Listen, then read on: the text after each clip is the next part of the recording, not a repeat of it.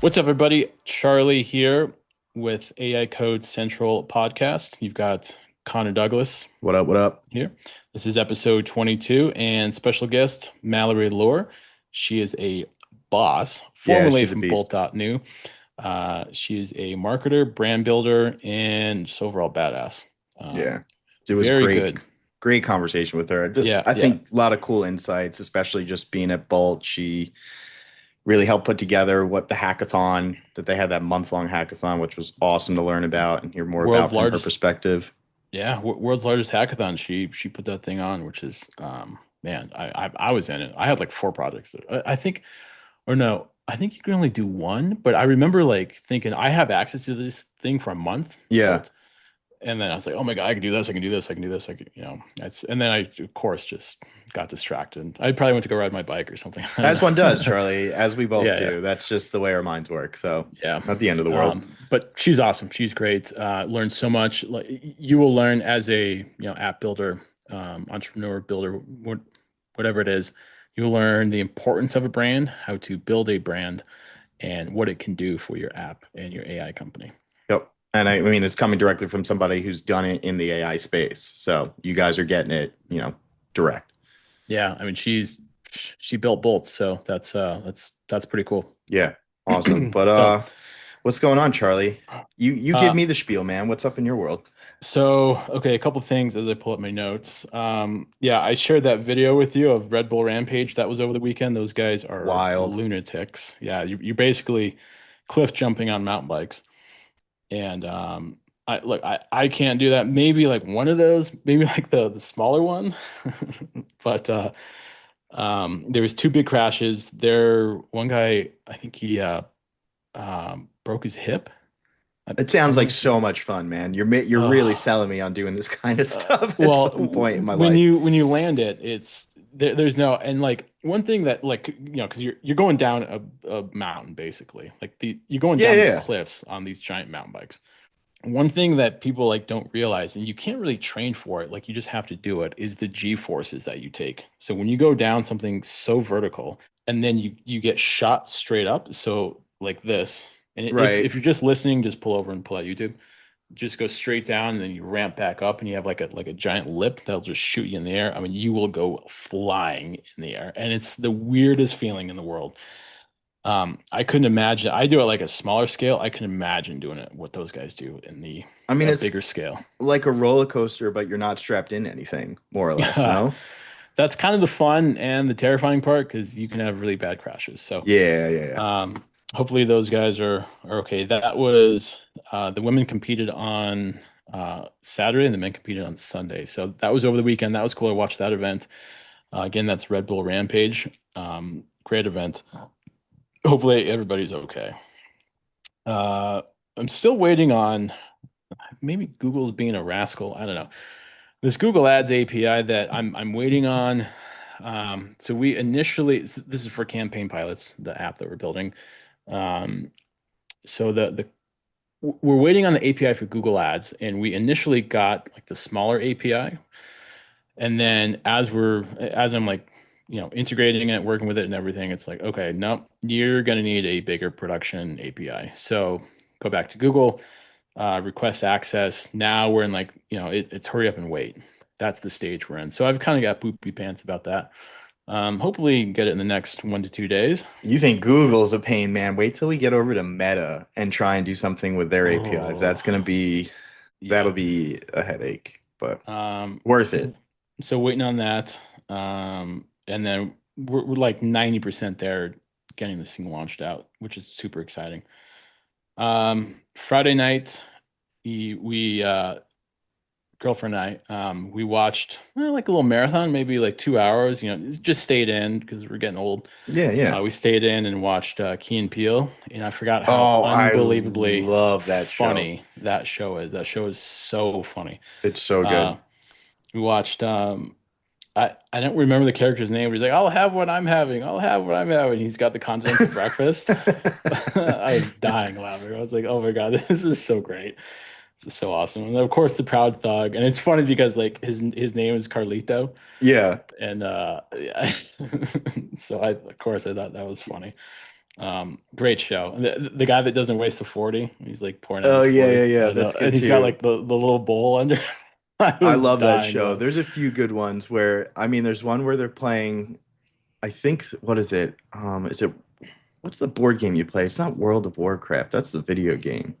What's the one where you sit down and you actually play with like all the pieces? Like, oh, I'm trying to. I don't know. I don't know. Anyway, I don't Risk? want to Risk? waste too much time. No, it's not Risk. It's like, man, I wish I could remember, but it's just I haven't really seen it. funny. Yeah, I don't Okay. know. I wish could remember to tell you guys, so I don't want to waste any more time.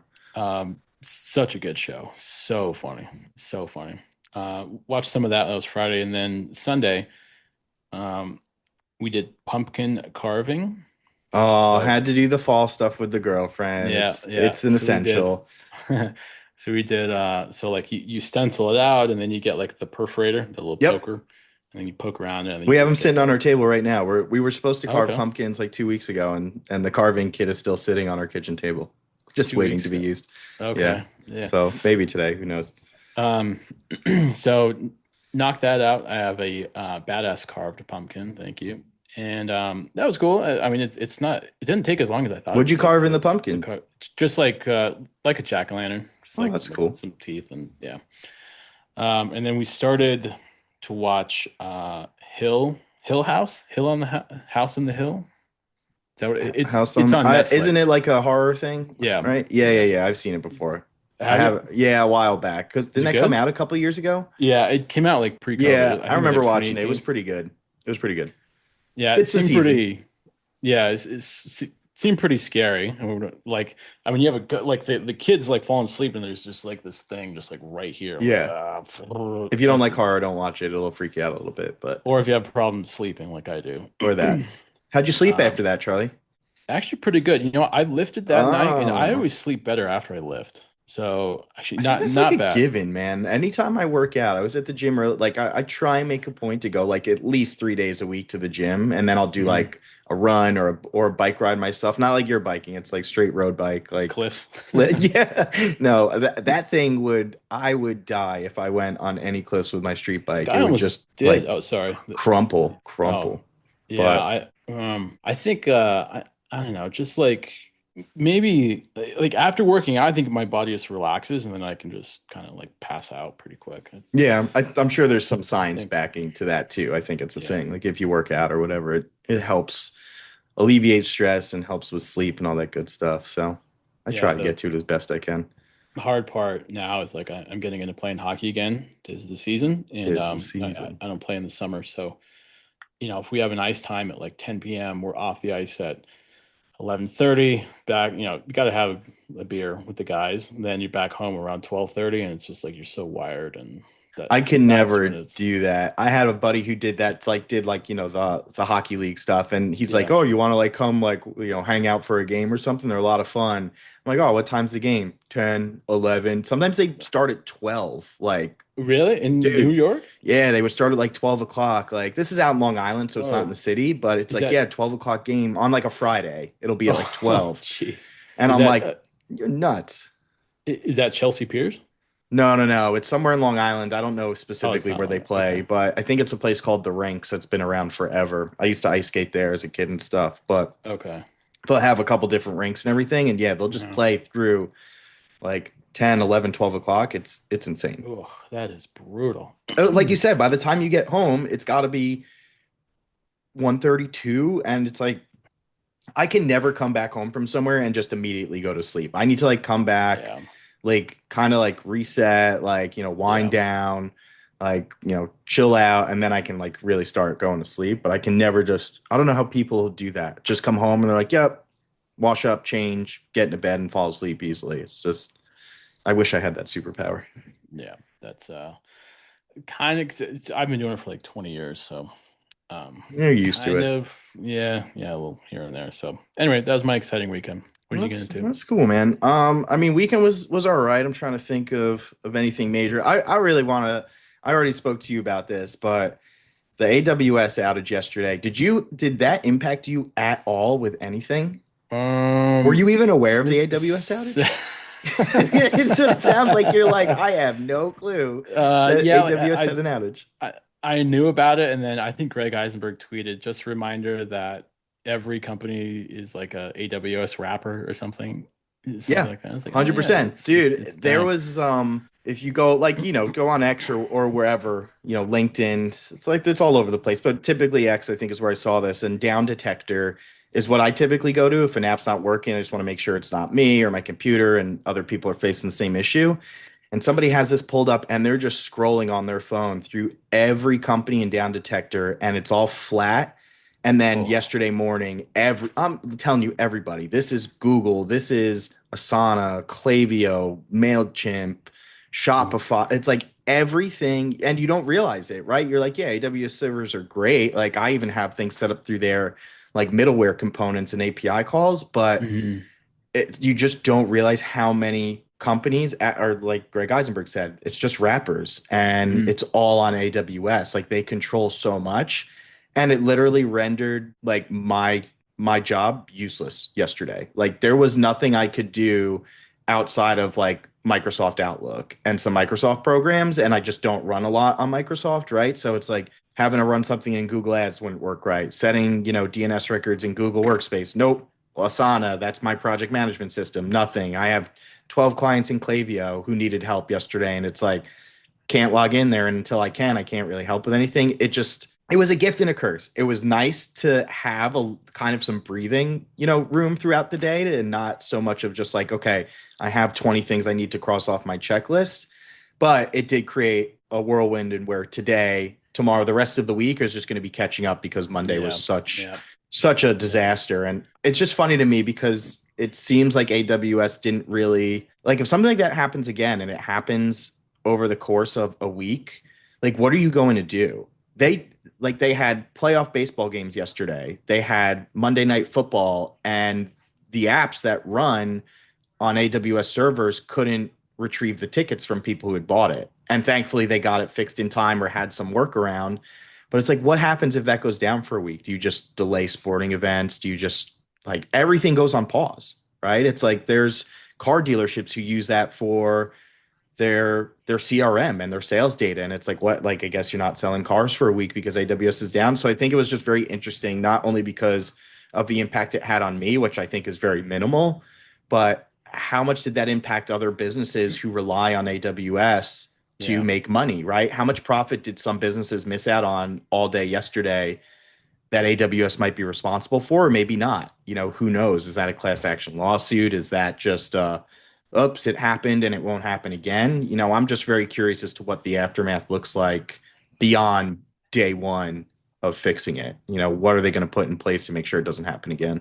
Did So they acknowledge it? they They acknowledge had it. to have like, It's like they acknowledge it here's and what we're it's doing to almost fix it, or yeah, it's really funny because some of their updates, and again, I'm technical, but to an extent, right? I can kind of have my ceiling as well. And some of their updates were just so it was like this mysterious way of saying something of like servers and degradation, and we're working on it. It's like you'd have to read it, and it was like reading Greek to me. I was just like, okay, it sounds like you're working on it, but you don't have any timeline of when it'll be back up. And the fixes that you're implementing, I literally have no idea what you're talking about.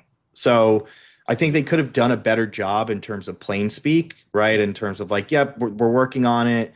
We know there's an issue with our servers, and just try and make it a little bit more, I don't know, simplistic in terms of explaining what actually happened. But yeah. they were updating it. They were kind of on top of it, but so was every other platform. And again, it's just everything's fine now. I don't think it's the end of the world. Those things happen. I just do think it makes you take a step back and say, okay, well, if AWS controls this much, is that actually really something Man. you want too? Like, Yeah. do you It's want scary, AWS huh? to control all of it? Because if someone gets their hands on it and it's the wrong person, it's like I don't know, they probably have all this data at their disposal to do whatever they want with. The So honeypot. Yep. yep. It just kind of it brought up a lot of questions for me. I think really interesting topics of discussion with colleagues on just how that gets handled moving forward. Because it was a disaster yesterday, and the aftermath, it's still yet to kind of be figured out, I think. I don't watch this show anymore, but wasn't there a South Park episode where they moved to California for the internet? Oh, I don't know. That sound I don't know. I familiar? love South Park too. I just haven't Like seen every episode. grapes of wrath or whatever, and they You have to like move across the country for the Maybe, interview. maybe. It sounds like it's something South Park would do. But you know what, though? For me, it honestly was. It was a nice way to kind of like step back and Yeah, get out I bet that's yesterday. yeah. Yeah, it's like I wasn't getting a ton of emails outside of the ones like, well, what can we do? And it was like, well, I can't do anything. I don't run AWS. I just, do your other marketing stuff. But Yeah. when I played golf, I played golf for 9 holes, and it was like, hey, I have a couple hours here.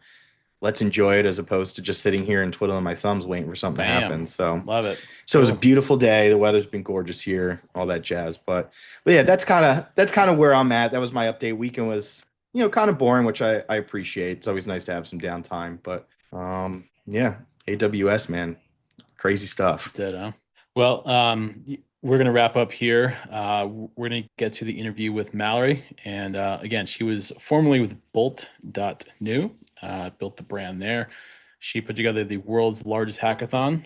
You will learn what is branding, the importance of it, why to do it, how to do it, and yeah, great interview for All right, sure. let's So. get her in. What's up, everyone? We are here sitting down. We've got the GOAT of AI branding, formerly with Bolt.new and Discord. We are pleased and very lucky to have her as a guest today.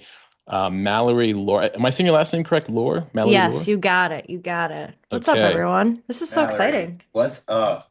We're excited to have you on Yes. here. Very Heck excited. yes. So, in the past, it's been a couple days, right? Maybe a couple of weeks since transitioning out of Bolt.new. What have you? How's life been, other than Animal Crossing and a couple And couple Hello games here Kitty. in Oh, we're Treasure gonna Yes, get into Island? that. Miffy. Yeah, yeah. And I We're gonna have get an into that. intense collection or intense passion for collecting Miffy bunnies. So I'm doing that, spending time with family, friends, enjoying the semi-partial unemployed life, which is not, I'm not going to complain about that. But yeah, it's been a few weeks since I left Bolt, and I'm kind of in the midst of resting, figuring out what's next, and then to some extent, getting started on what's next. And then just having conversations with folks like yourself, which is also great. Sweet. We love that. Have you been enjoying the time off? Or do you find yourself like not really knowing what to do with all the free time? Because I'm sure at both previous positions, you were just working almost nonstop. Yes, pretty much. I mean, I will say I think I'm really lucky because after I left Discord, I had about like a 6, 7 month sabbatical slash time off, which was really, Nice. as someone who is like an overachiever my whole life, always working hard, right? Like, and taking pride in that, to go from that, like a unicorn fast growing startup to then being Hmm. like, I have nothing on my calendar. I have nothing to do as a transition because it takes weeks to just get out of the sort of everyday routines that you get used to when you're at a company or a startup long term. And so I would find myself waking up, going straight to my computer and be like, "Oh, no one's emailing me. Oh, wait, no one's messaging me on Discord. Oh, wait, I don't have 10 meetings on my like, and you have to kind of, yeah, you got to like change that up, and that's not easy to do. I think it takes weeks It to sounds sort like a of. dream to me to No, just it's a wake up dream. and like It's a not dream. have the As in, it's emails or the not real. Discord messages, right? Because it's Yeah. not real, right? It's like No, it's not real. It's not real. it's almost it reminds me of like when you go on a vacation and it takes you like well, for me at least, it always takes like 1 or 2 days to really get into like vacation mode where you're just like, okay, Yeah, I don't have to answer work emails, I don't have to be responsible for this, and then by like day 2 or 3 you're like, great, you're more accustomed to not answering the phone or answering emails, etc. So I guess it yeah. sounds a little bit like that, if anything. It is. And then it's filling up your time with the things that bring you back to life, the things that bring you joy. And quite frankly, for me, and I'm still working through this, but most places I work at, I tend to just burn myself out. And it's because I really enjoy the work and I put my all into it. And I think, and that also includes my creative powers. And what I've learned from jumping from place to place and all of my different experiences is that I kind of put all of my creativity into one place and then there's nothing left for me. And so I had spent all of that time, like post Discord and even the end of my time at Discord and even at Bolt, like after I left Bolt, I found myself singing again, which I love to sing. I'm a very Oh, that's creative awesome. person, Cool. very, very creative person. And to me, like what I've learned is that you can't let your job, take away all of your creative power and energy. Like you have to leave some of that for yourself in whatever way that works for you. And I find that, yeah, it is weird to like, and it's the dream to like be like, oh, I'm unemployed for a specific amount of time and I get to just own my time, and do the things that'll bring me back to life. Because if I Right. do that, what happens is that I have the answer as to what I will be doing next. It comes to me, right? And the only way it comes to me is by allowing that space.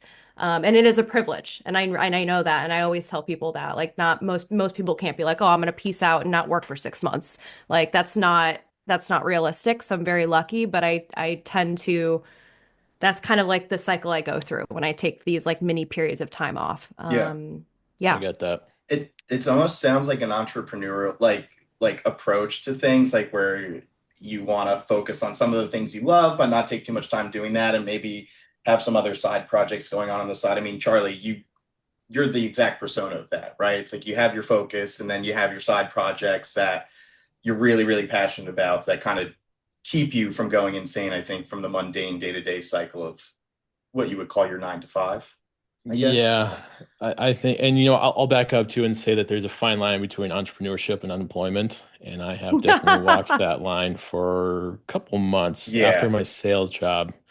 Oh yeah, I was unemployed. I got in really good shape, and then I got really, really good at hockey, and I got so stupid, and then just I just wasn't flexing my brain, and then Yeah. I had to learn to code. I had to learn something, just put your brain power towards something. But yeah, as far as like having something, some sort of purpose. But yeah, I was burned out. Like I totally get that, Mallory. That's yeah, yeah. I know what that feels like for sure. So that Yeah. kind of takes us into our first question, Mallory, as far as what you're doing with Bolt and Discord, and what you've accomplished in your career. What is it that got you into branding? Was it like a single event, or was it just like maybe an idea that you had, and you're like, all right, I'm going into branding. Oh, that's a great question and a question that I've never answered. And now I'm sitting here and I'm like, what really I did see get me it. into branding? I Because see the wheels I turning. I was like, well, I didn't really start as a brand marketer, and I kind of just was a jack of all trades, doing all parts of marketing. And I think both of you probably have had somewhat of a similar experience. Um, but I think it has to do with my start in community marketing and really sort of, I think, tapping into building a community for any brand, including myself. I did that for myself and then Hmm. eventually would do that for businesses. And that does translate to branding because ultimately, I think that a lot of community marketing is based off building relationships, vibes-based marketing, which is what I like to call brand marketing. And I think over time, what I had found was like I was starting to do community marketing, then I was doing content marketing, then I was doing event marketing, and I kind of was able to start really understanding all these different parts of marketing. But the reality is like you can't have amazing marketing unless you're able to take a step back and understand like how is this all consistent with one another? How do all of these things work together? What is the positioning with all of these things? And the way in which you do that is through brand marketing, Mm. and just understanding the foundational elements of your brand and your company. And I don't think I was really able to understand that until I worked on my full brand project at Discord, which was rebranding the company to expand outside of games, but I was building the brand earlier on at my time there, but I didn't know I was doing it. I was just doing Yeah. it. And what I mean by that is like, I'd get some folks together in the office and we'd film a really silly vlog where we'd go around the office and we'd give people a tour. And that video got like millions of views. And people are like, oh, wow, like they're like cool people that work here. And I want to work there too. And like that kind of helped build the brand and build the vibes of the brand, but I didn't know it was brand marketing. I was just doing it like that. So I Mm. didn't really know I was doing brand marketing until I think probably halfway through my time at Discord, where I was like, okay, we are, it's the pandemic. We are, all these different people are using our platforms, whether it's like teachers trying to connect with students or artists that are, they can't go on tour. So they need to find a way to, interact with their fans. And so all of these people are coming to this platform and we're not just for games anymore. And our brand is so games heavy. So how do we expand that? So that was the first time that I had to take the work that I had done in the first few years of me building the brand, which is hard because I think brand marketing is so emotional, which is what Hmm. I love about brand marketing because it's the one component in all of marketing where it's like you can infuse the humanness, the creativity, the passion, the energy. And look, not that you can't do that with SEO marketing, okay? I'm sure there is. I No, just you haven't can't. discovered I don't know that about No, that one. absolutely not. I don't know about that But one, but I think that's like what brand marketing has. And so for the first time, I had to be like, wow, I've done all this great work, but now we have to redo it. And so I had to kind of take my emotions out of what I had just built so that I could rebuild with the rest of the company. And that was kind of when I realized, I'm like, oh, this is what brand marketing is all about. It's about keeping things consistent. It's about like what are our values as a company? It's about what's our brand personality, voice, and tone, and how do we infuse that through everything, whether it's the way we talk to customers or the way we interact with each other or whatever, right? Like, yeah. Uh, and that to me was when I kind of started being like, this is cool. I want to do more of this. so you just kind of found yourself doing it without being cognizant of doing it, and then you're like, okay, I'm pretty good at this. And then, so was there like a moment in time where you're like, okay, now I understand what brand marketing is, or I know that this is what I'm doing. I'm pretty good at it. You know, how do I make it better? And is that when you really started like, peeking behind the curtain of like, okay, how do I push certain buttons, pull certain levers to, I guess I use the word optimize brand marketing for, whatever brand it is. Absolutely. I think, but when I was able to start doing that work, I was then able to understand what are the components that make a really great brand, right? Yeah. And the reason why I like to do brand marketing is because it's extremely creative and it's very subjective and all the things I mentioned earlier about making people feel things. And so, yeah, I think it was like taking all of those pieces and then being able to approach various companies and startups and breaking that down for them. And most founders and companies don't understand brand. They think it's just like, oh, like it looks really pretty and the packaging's really cool and the Yeah. website's neat and like Yeah. and it is that, yes, totally. I think that's a part of that. But it's also the way you position yourself in the market, right? Like, especially me just coming from Bolt. I mean, the amount of vibe coding tools that are in that space, you're competing against not just all of these other startups that are popping up overnight, but Yeah. you're competing against OpenAI, you're competing against, Google and Claude, like, and so positioning and branding are like one of the many levers that you can pull to be successful, but matter because and you guys know this, right? Like you have what? It's like half a second to a second to really capture someone's attention. Yep. And guess what? It's got to be vibes based. Like that's what it's going to be, especially in consumer marketing, right? Like the first zero point 0.5 to 1 second of that impression really matter. Like especially like from where I was just coming from in a space where everyone's building a vibe coding tool. So it's super important to stand out. Perception is huge. Yeah, it's Yeah. everything. Yeah. As far as vibes based for our builder and vibe coding audience, what does that mean? And can you share a couple tips on that? Absolutely, absolutely. I think first it's a few things. It's about understanding who you're targeting, right? And it's interesting because I talk to a lot of folks and they're like, well, I'm targeting everyone.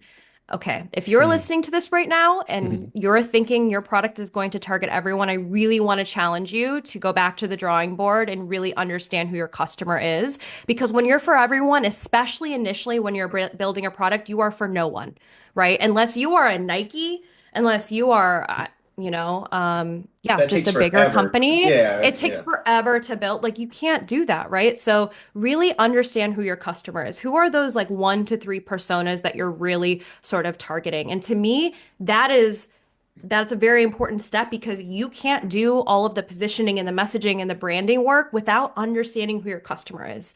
So that's the first step. Another sort of tip that I tend to give founders and folks that are building is, especially if you're lucky to have a lot of users. So say you're a platform that has, thousands of users, how can you tap into them to better understand how they talk about your product and your brand. Because I'm very big on utilizing the words that users say or customers say within your marketing, right? So, for example, deploying a survey and saying, how would you describe XYZ brand to your friend, right? Just Right. that question alone will get you all of these different answers. And when you start looking at those answers, you should ask yourself, like, what are the trends? Like, what are the frequent words that I'm seeing and how people are describing my product, right? And then take that and apply it to your marketing, right? It's because if that's how people are talking about your product and perceiving your product and it's working in a way where it's like they're probably telling their friends or other folks about, your product or your brand or your app, um, that will be marketing that will convert back. What about like social listening tools also, Mallory? Like, have you ever used that? Because like that's exactly what that reminded me of. You're like, yep, see what other people are saying. I use social listening tools all the time to help clients understand the perception of their brand, their offer, the value that it brings to somebody, and what people are. I mean, you're seeing in real time what people are saying on any given platform with these social listening tools, which I think is really pertinent to understanding how to serve them better moving forward. Absolutely, absolutely. I always tend to use any social listening tools anytime I'm working with a specific brand or company to not just understand that perception that you mentioned, Connor, Yeah, but to also understand how like the competitive landscape, right? So how are, the users that we're trying to target talking about similar products as well? And how do good users point. perceive those Yep. competitors, right? Because that's going to help inform your positioning. And what I mean by positioning, right, is like, okay, if you know there are these many players in the space, where do you lie within that range, right? And how are you going to be different? And you can't really know that unless you understand your competitors and how users are perceiving your competitors. So that's something that I really love to do with social listening tools as well. Awesome. Yeah, that's really cool. And then I guess on the topic of brand still and all this stuff, I think one challenge I would find, or I have found sometimes, it's like it's not measurable the same way performance marketing is, right? Like I'm a performance marketer through and through. It's like, okay, great. I'll go to the analytics and I'll show you attribution. Branding, that seems so much tougher to kind of put a pulse on to say, hey, you started here and now you're here. I think there's a few things, but how do you prove performance? How do you prove Yeah. that your branding has, you know, helped optimize everything for them? It's such a great question and has been really a challenge, I think, for a lot of founders and builders that I've met to really understand the value and importance of it. And I'm not going to sit here and say it's all vibes based. It's a mix of two things. It's a mix of awareness, and then it's also a mix of sentiment, right? So you really, I think, when it comes to consumer like apps and platforms, you really have to hit a user. I think it's like between or a person between 5 to 10 different times for them to potentially convert. And that could be in a lot of different ways, right? That could be definitely from a paid ad, but it could also be from, the organic social channels, your website, word of mouth, an ad that they saw while they were driving, whatever it may be. An influencer that also talked about it. And to me, the more awareness you have as a brand is great. It helps a lot with word of mouth marketing, which is the strongest type of marketing, I think, that will Absolutely really, is. Yeah. especially for consumer marketing. Like you can't really have a healthy consumer product without a strong word of mouth funnel. So I do think that so awareness and then of course sentiment, right? So how are users actually not just perceiving your brand, but how engaged are they with it, right? How like ultimately it feeds into the awareness part because if you're able to have really positive sentiment with your users, you best believe that your word of mouth flywheel is just only going to be stronger, right? And so it's not just about, oh, how are our users how much do they love our platform or how are they talking about it positively on all these social channels? Yes, it's that. But it's also, right, like out of your subset of users, who are your super fans and how can you really Hmm. engage and reward them? Right and that is a part of brand marketing to really sort of get that flywheel going. Is it a program you need to build for them? Like is there a way you can incentivize them? How can you better build that relationship? because it is an upfront sort of investment, but it will result in growth over time. And there are ways to measure that very precisely if you build like a community program or a referral program, as an example, Yep. where you can better track that. But yeah, those are, I think, some of the ways That that we can answered it. That was track. perfect. That was awesome. Makes sense to me.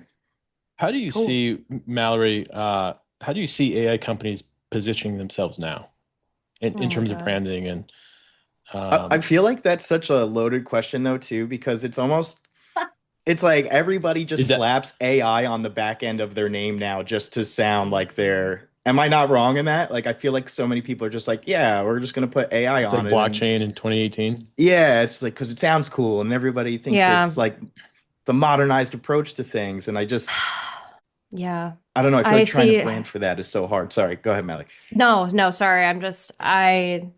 There's two things, okay? So it's either one, what you're marketing to me is so techy that I have no idea what you're freaking talking about. And I'm not Yeah, just talking about like startups for developers or for engineers. Of course that type of marketing is going to be more technical, and that makes sense. Going back to everything we've been talking about, I'm talking about like consumer AI platforms that are trying to speak to like folks like ourselves.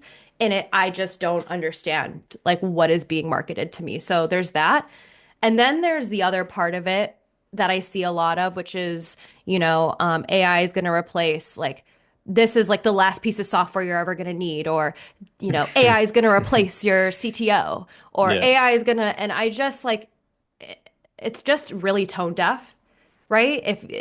If you have any idea on where the everyday consumer is at right now, you'll know that many of them are afraid of this technology. They are afraid that it'll replace their jobs.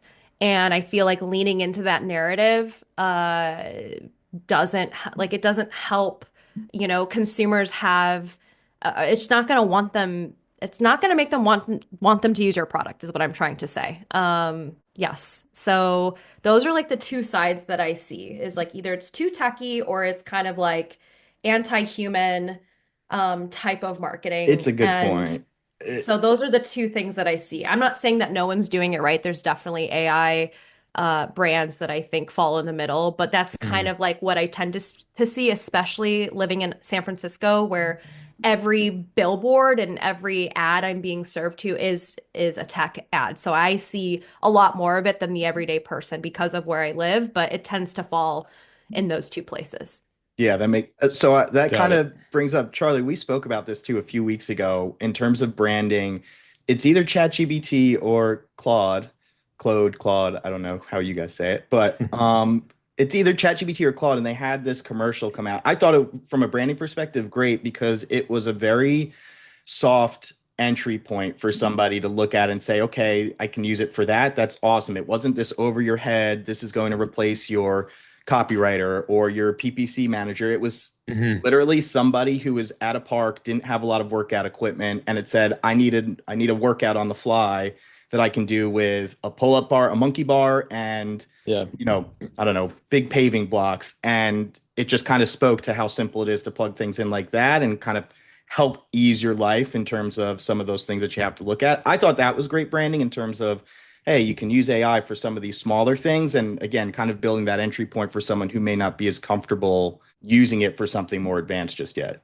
I saw that commercial. I was at a brewery in the mountains, and I it's just like, oh, it's like, holy shit! And it was during a bowl game, and I was like, oh my God, we're here! Like and I was like grabbing my girlfriend, was like, look. She's like, would you calm the down? And Well, I was I like, think we're it's such a here. Like great, that's it is really such a cool. great point though, because I mean, maybe it's just me and how I go about things because I've been using Chat and Claude and some other AI tools for a while now. So I'm just accustomed to it, but I don't even go to Google for searches half the time anymore. I will Really, literally do searches in Really? OpenAI to try and get like responses on things because I just find it's so much more you pointed to what I'm looking for as opposed you, to Google. You still get the search results. You got to kind of go through them until you find the thing Yeah. that you like. And then, you you get an know, answer so much quicker, right? exactly. So That's it's it. just, I Yeah. love it for that And the other, purpose. And I am finding myself yeah, go that way a little bit more. yeah.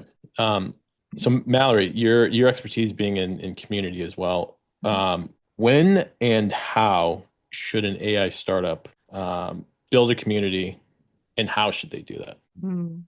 The Yep. answer is yesterday. Oh, So, really? Okay. not to put pressure on it, but it is yesterday. I do think that you don't need a product to build a community. And yeah, like you don't have to like get all those things started for you to kind of get going on building that out.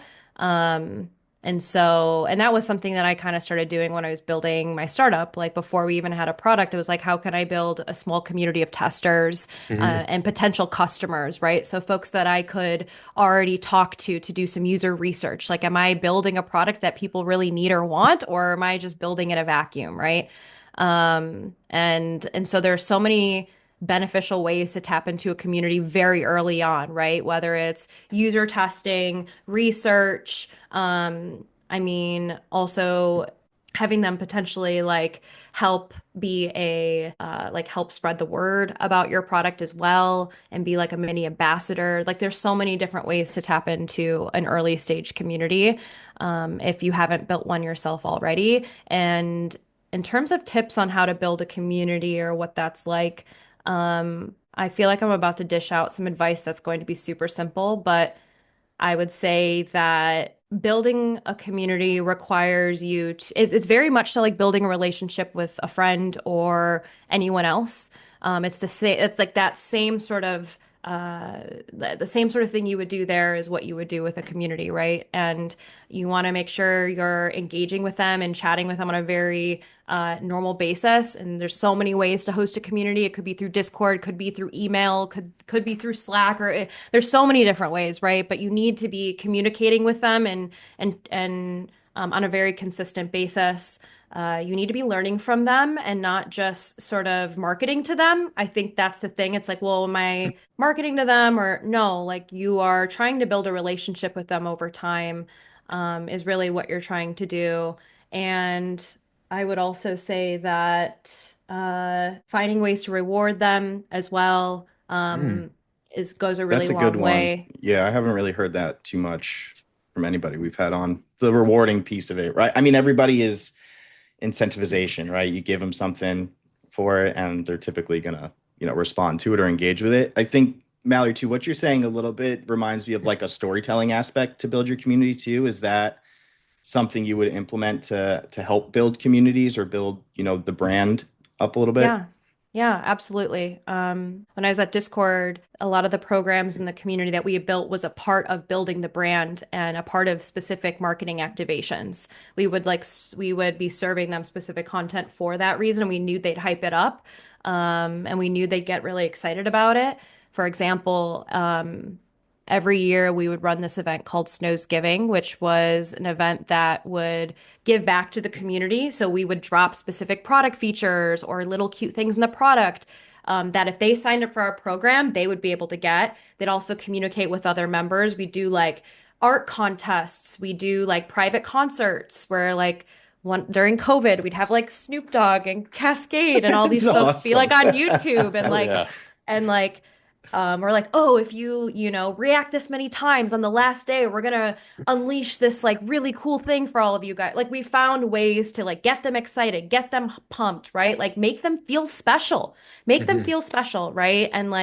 And that will help create the FOMO and everything else that I think you're looking to build when you're creating a sick brand, to be honest Right. with you. And that, go ahead. I'm sorry, Mallory, if you have more to that. No, and then we would like raise, a lot of money for charity, right? So we were giving back not just to the community, but to causes that we cared about. And we did it every single year. And what happened was the community would look forward to it. They'd be like, oh my gosh.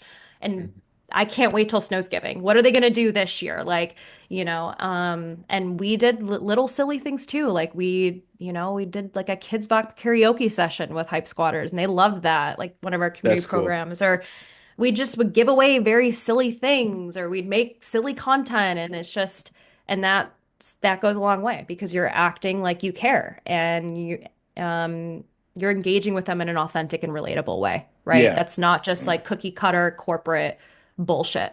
Right. And So I think that kind of goes into, I mean, you're building trust with your sorry, I don't know if community. I can swear, but I Let don't Oh, it know. you're fly. good. Sorry. Let it Okay. I fly. was like, I, You're oh I've totally said good. no. Let it I was go. like, I You're just great. said You're good to go. Curse like a I have sailor. said Well, maybe way not sailor, worse on but here. okay, okay. I was like, oh no.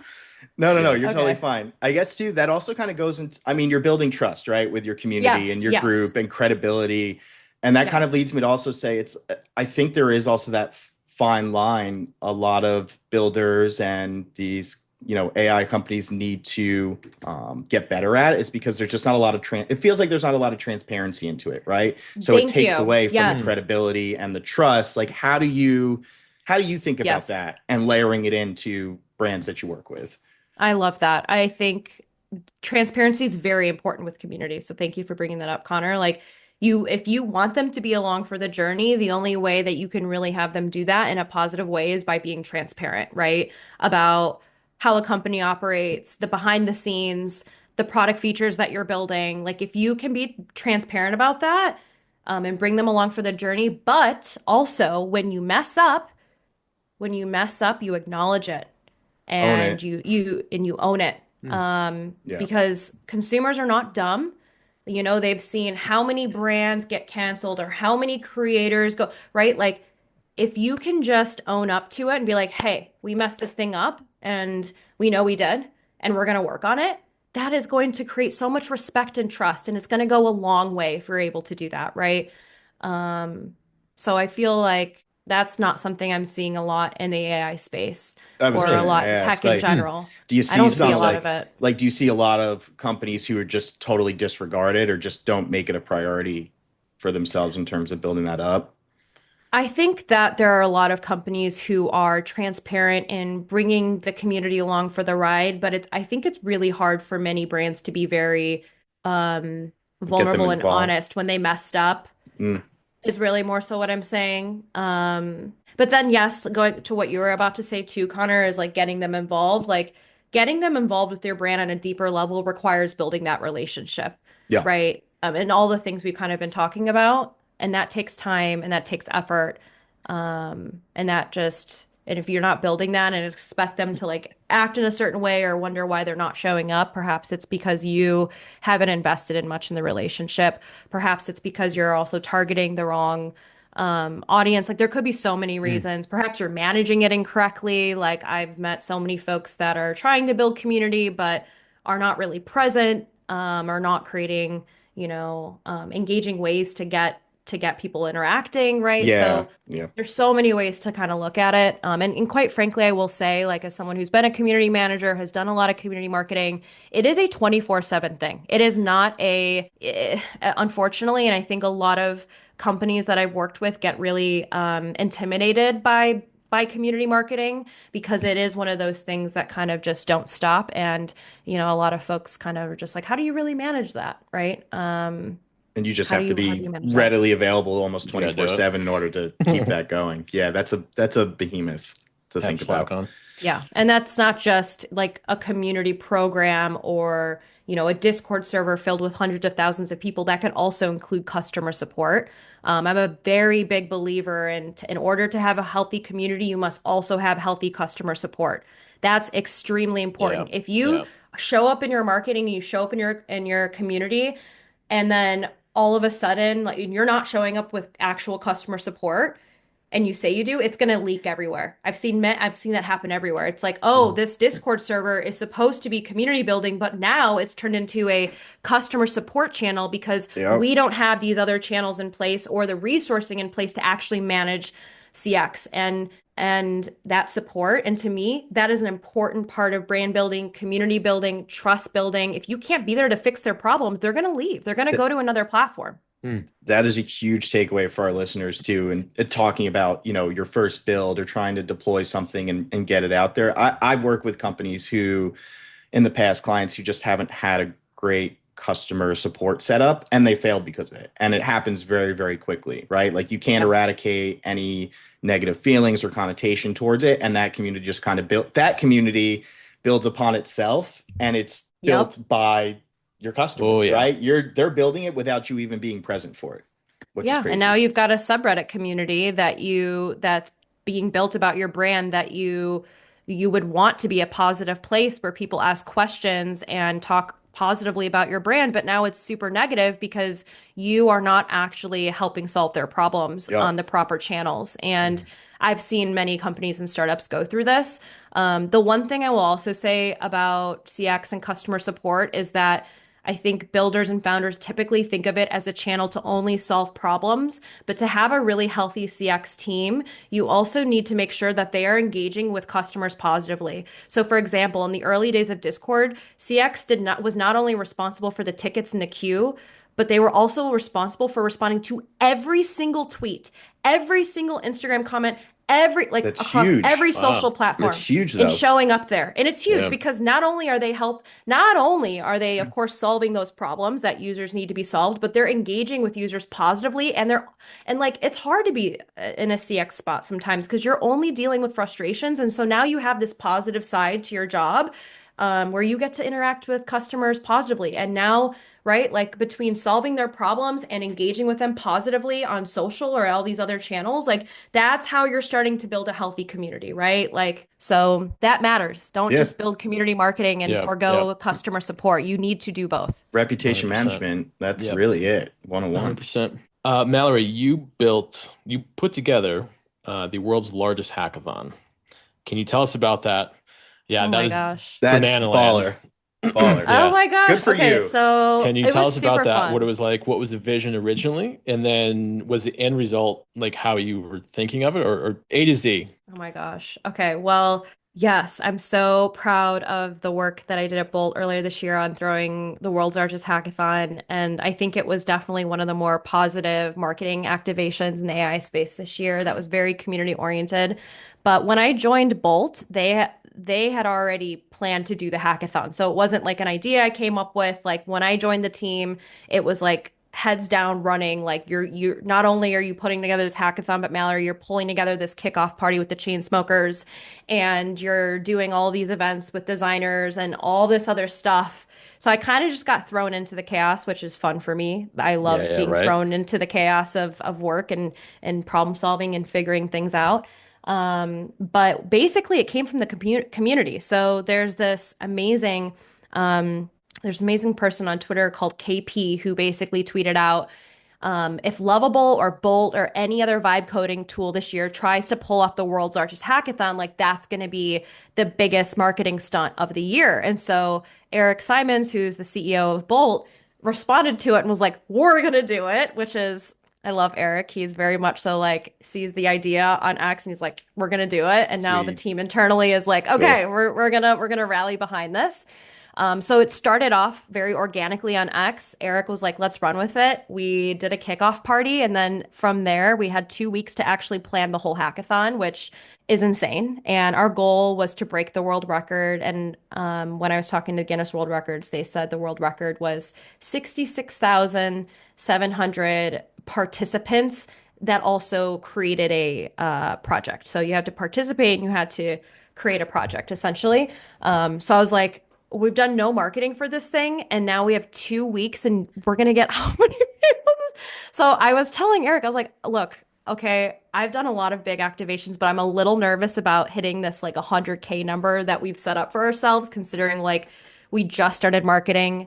And then we looked at our signups and it was like a few thousand. I'm like, we've got some serious, serious work to do. So within a matter of 2 weeks and a team of pretty much one person at the time, especially in the beginning, yeah, we our chief of staff signed up to like work with 20 sponsors. So like there was a little bit of that work done, but it was like, okay, but how do they like show up during this? Like what's the content like? What's the run of show? Like what's So from there, it was like, okay, we've got 20 sponsors, all these different companies in the AI space. We've got a panel of 40 judges. You're talking about, engineers, entrepreneurs, VCs, investors from, and creators as well, and influencers from all sides of the tech world, wanting to participate, which was really exciting for us.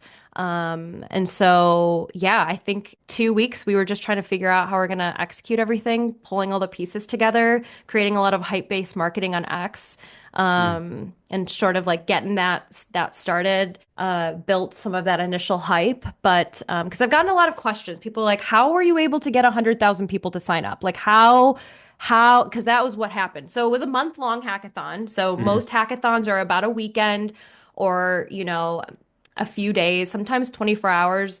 we did a 30-day hackathon, which is a marathon and not a sprint. And Yeah. so during that time, we had different bonus awards, different milestones. We were engaging with, all of the folks that signed up through Discord.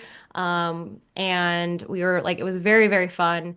And to go back to what I was mentioning earlier, like, how did we get 100,000 people? I think it was like 120, 130 at the end of it, but it was through a few things. It was one, we worked with 20 different prominent like AI companies in the space that were using their networks and their channels to actually promote the event and create hype around it. But it wasn't just that. We created an AI builders pack where when you sign up, you were able to get access to all of these different tools for free or at no Oh, cool. cost. Right. And that's huge. So not only were they able to use Bolt for free for a whole month, but they were able to also tap into all of these other products as well. And that was huge. So that drove, I mean, a lot of people to sign up, right? So it wasn't just like getting them involved and were a sponsor, right? And it was like, no, like their product is going to be integrated into the hackathon. And so that made the difference. And then in addition, we had a massive panel of all of these amazing judges that also have very strong networks. And then we did a lot of paid. So if you mix paid, right, with like the fact that we're tapping into these This brands and we're huge tapping into this beast.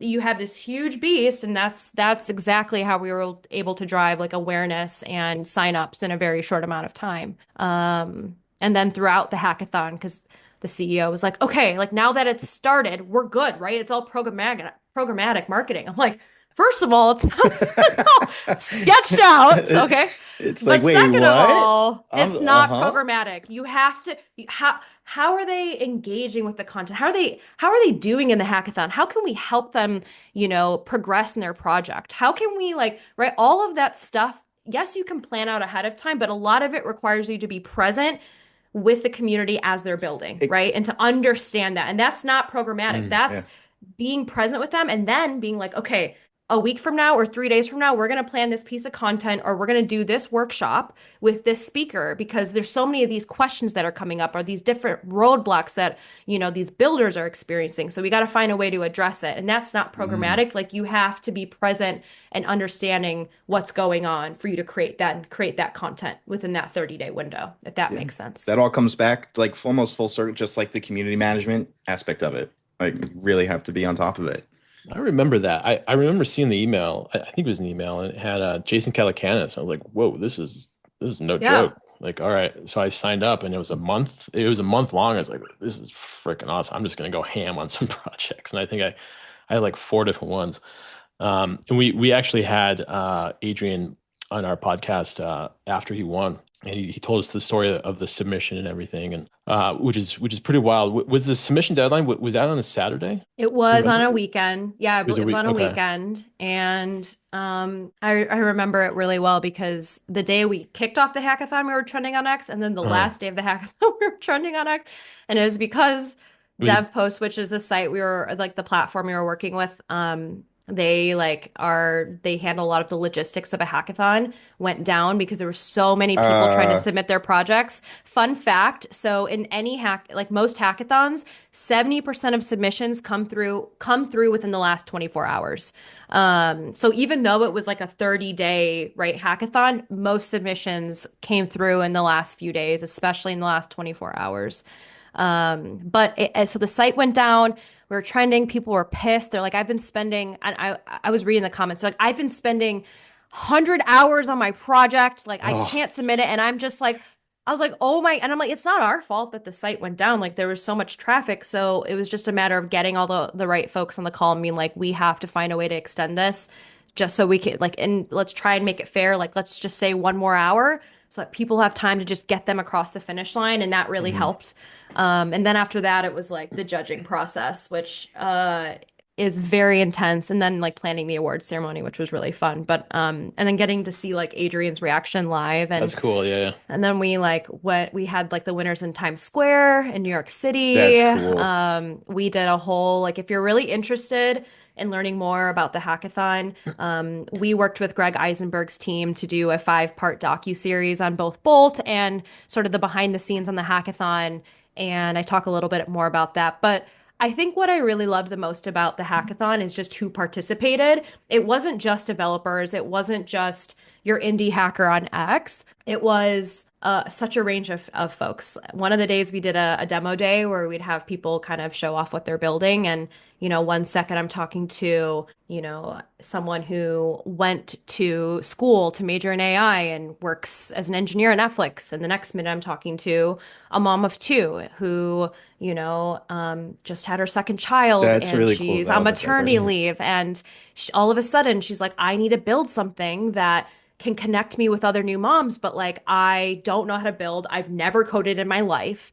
But I just decided to check this out because I heard about the hackathon, right? And I just want to try and build something here. So it was really cool to see like the everyday person kind of use Bolt and use a Mhm. tool like Bolt to create something that they couldn't find in the market. Like it was a lot of the times it's a very niche problem that can't be solved by another app or platform. And so, they are motivated enough as a builder to go and try and build it themselves. So that was really cool. That's so awesome. I That's love that. awesome. It sounds like such a blast. All right, Mallory. Well, I know, we've been on here for a minute, but I want to ask you a little bit more about now that you moved on from Bolt and you're kind of taking your time to figure out your next steps. You did mention your next venture is going to most likely be opening up shop for yourself, right? And I think it was kind of sort of agency was the name of it. You want to give us a little bit more about that? Yeah. So I am in the process of building my own marketing agency that is focused on, thank you, Get it. Connor. Love Thank you. it. Thank you, Connor. Yes.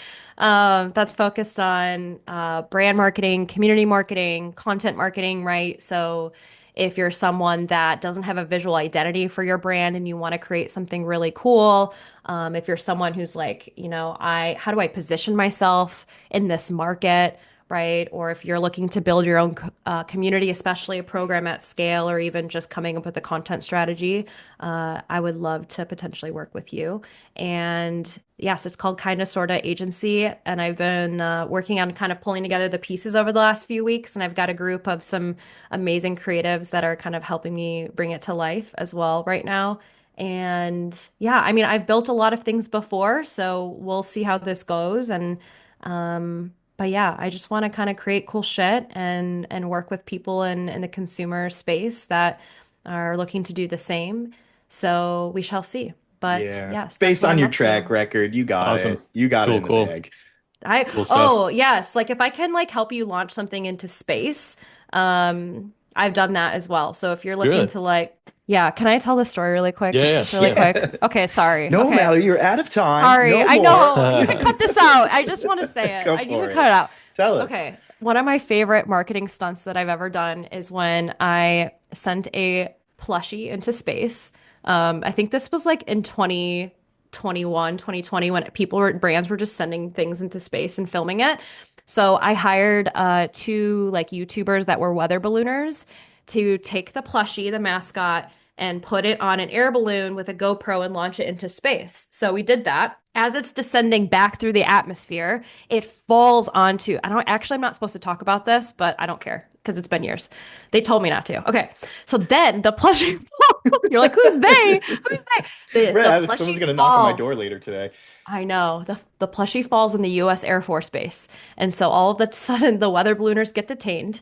And then they get detained. And then I get a message from some colonel military in like all caps. It was very scary of just like, is this like why did this thing just like fall on our Air Force Base? Like, are you trying to pull a marketing campaign? Like, just tell me about it.